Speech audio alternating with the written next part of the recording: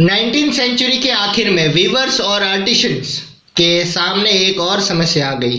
अब Indian factory में production होने लगा और मार्केट मशीनों की बनी चीजों से पट गया था। ऐसे में वीवर्स इंडस्ट्री किस तरह सर्वाइव कर सकता था। फोर्थ पॉइंट पढ़ते हैं, फैक्ट्रीज कम अप। बंबई में पहली कपड़ा मिल यानी कि पहले कपड़ों की मिल 1854 में लगी और 2 साल बाद उसमें प्रोडक्शन होने लगा। 1862 तक वहां ऐसी 4 मिलें काम कर रही थी। उनमें 94,000 स्पेंडल्स और 2,150 लूम्स थे।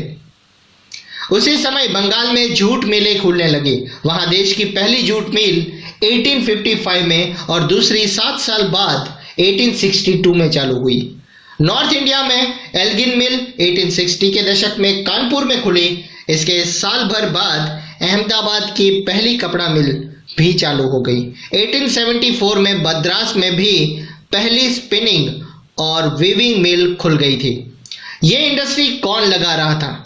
उनके लिए कैपिटल कहां से आ रहा था? मिलों में काम करने वाले लोग कौन थे? फिगर 16 देखते हैं कि जमशेद जीजी बॉय एक पारसी वीवर के बेटे थे। अपने समय के बहुत सारे लोगों की तरह उन्होंने भी चीन के साथ ट्रेड और शिपिंग का काम किया था।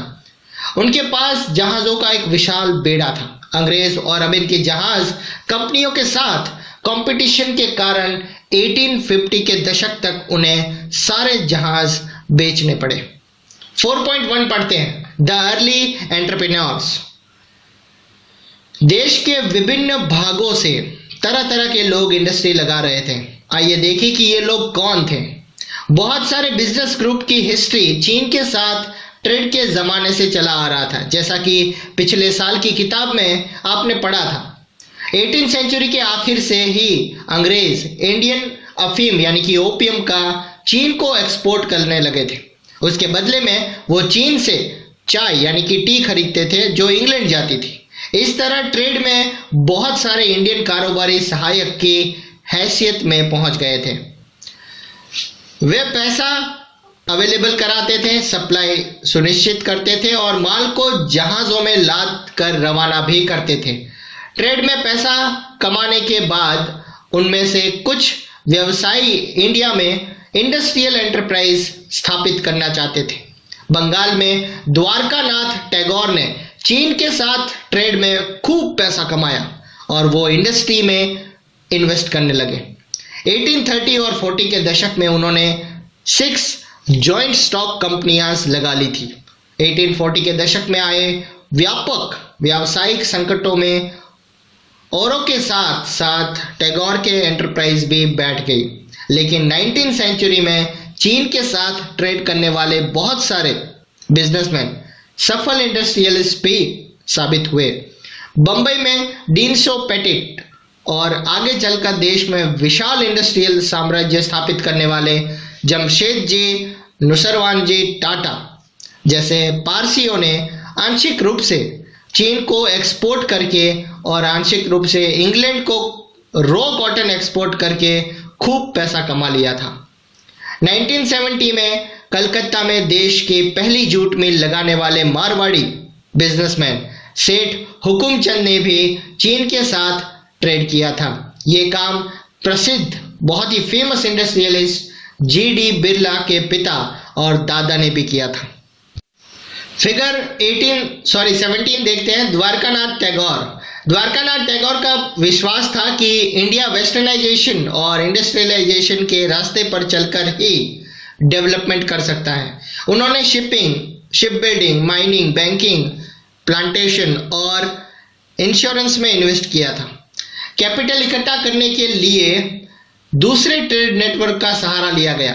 मद्रास के कुछ मर्चेंट्स बर्मा से ट्रेड करते थे, जबकि कुछ मिडिल ईस्ट और ईस्टर्न अफ्रीका में रिलेट हुए थे। इनके अलावा भी कुछ कमर्शियल ग्रुप्स थे, लेकिन वो विदेश ट्रेड यानी कि फॉरेन ट्रेड से नहीं जुड़े थे।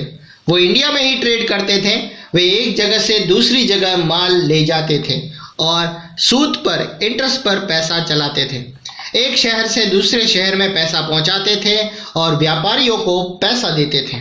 जब इंडस्ट्री में इन्वेस्ट के अपॉर्चुनिटीज आई तो उनमें से बहुतों ने फैक्ट्रियां लगा दी।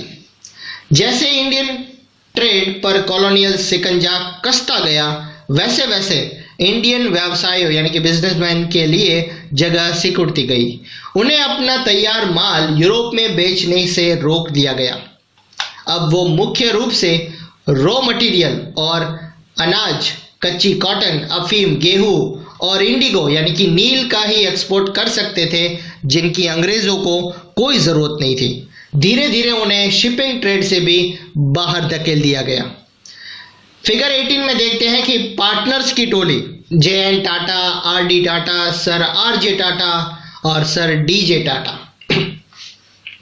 1912 में JN टाटा ने जमशेदपुर में इंडिया का पहला आयरन एंड स्टील इंडस्ट्री लगा ली। इंडिया में iron and steel industry textile industry के काफी बाद शुरू हुआ।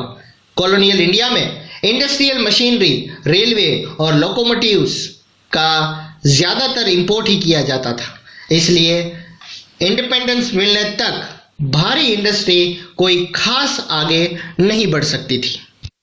फर्स्ट वर्ल्ड वॉर तक European managing agencies Indian industry के विशाल क्षेत्र को कंट्रोल करती थी। इनमें Bird Heilgers and company, Andrew Yule और जॉर्डिन स्किनर एंड कंपनी से बड़ी कंपनियां थी। ये एजेंसियां कैपिटल जुटाती थी, जॉइंट स्टॉक कंपनियां लगाती थी और उनका मैनेजमेंट भी संभालती थी।